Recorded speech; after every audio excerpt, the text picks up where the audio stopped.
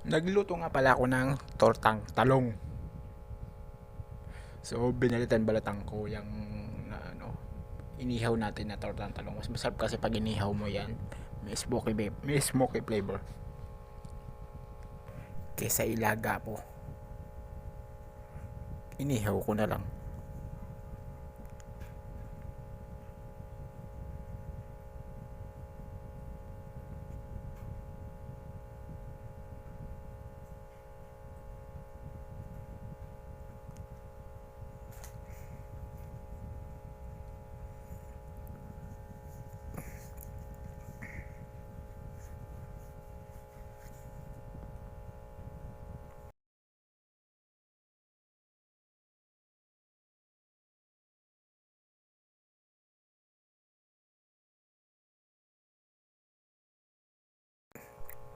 Pagkatapos yan, hinulma ko na siya na parang ganyan. Hiniwalay-hiwalay ko na.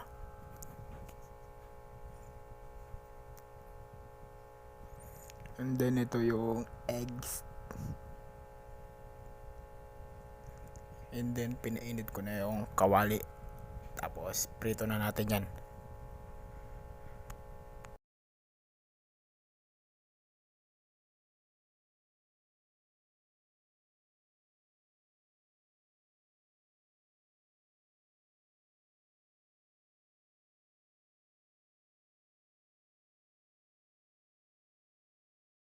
And then yan na siya, luto na siya.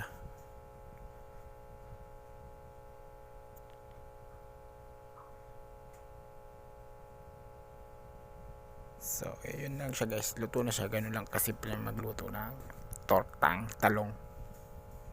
So, maraming salamat sa panonood ninyo. Bye-bye.